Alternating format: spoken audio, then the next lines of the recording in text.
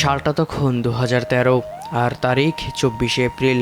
আর 5টা দিনের মতো রানা প্লাজার শ্রমিকরা কাজ করছিলেন, কিন্তু হঠাৎ ঘটল মর্মান্তিক এক ঘটনা। সকাল 8:45 সাভার বাস স্ট্যান্ডের পাশে মাথা উঁচু করে দাঁড়িয়ে থাকা ভবনটি হঠাৎই ধসে পড়ে। সেই দুর্ঘটনায় 1175 জন শ্রমিক নিহত এবং 2000-এরও বেশি মানুষ আহত হয়, যা বিশ্বের ইতিহাসে তৃতীয় বৃহত্তম শিল্প দুর্ঘটনা হিসেবে বিবেচিত হয়েছিল। তবে মর্মান্তিক এই ঘটনায় অবাক করার বিষয় ছিল রেশমা নামের এক পোশাক কর্মী সেই ধ্বংসস্তূপ থেকে 17 দিন পর বেঁচে ফেরা। ঘটনাটি সে সময় বেশ আলোচনার জন্ম দিয়েছিল। আলোচিত এই ঘটনা নিয়েই সে বছর পরিচালক নজরুল ইসলাম খান শুরু করেন রানা প্লাজা নামের একটি সিনেমার কাজ। সেই সিনেমায় রেশমা চরিত্রে অভিনয় করেছিলেন পরিমণি, আর টিটু চরিত্রে অভিনয় করেছিলেন চিত্রনায়ক সাইমন সাদিক।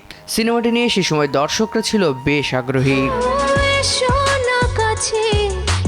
সে সময় দীর্ঘ প্রায় 8 মাস সেন্সর বোর্ডে আটকে থাকার পর হাইকোর্টের রায় নিয়ে 2015 সালের 11 জুলাই রানা প্লাজা সিনেমাটি মুক্তির অনুমতি পায়। এরপর সিনেমার মুক্তির দিনক্ষণ ঠিক হয় একই বছরের 4 সেপ্টেম্বর।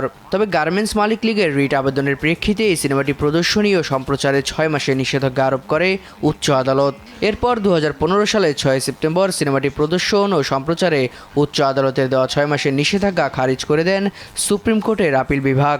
পরে নিষেধাজ্ঞা উঠে যাওয়ায় সিনেমাটি একই বছরের 11 সেপ্টেম্বর মুক্তি দেওয়ার প্রস্তুতি নেয় সিনেমাটির প্রযোজক ও পরিচালক। কিন্তু মুক্তির একদিন আগে 10 সেপ্টেম্বর আবারও নিষেধাজ্ঞার মুখে পড়ে এই সিনেমাটি।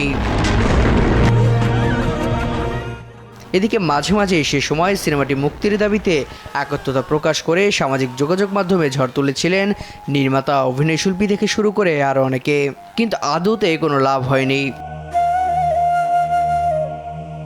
এই অবস্থা যখন সিনেমাটিকে নিয়ে, তখন মানসিকভাবে ভেঙে পড়েন সিনেমাটির পরিচালক নজরুল ইসলাম খান। এদিকে দেশে নতুন অন্তর্বর্তীকালীন সরকার আসার পর আবারও আশায় বুক বেঁধেছেন তিনি। আশা করছেন সিনেমাটি এবার সেন্সর ছাড়পত্র পাবে।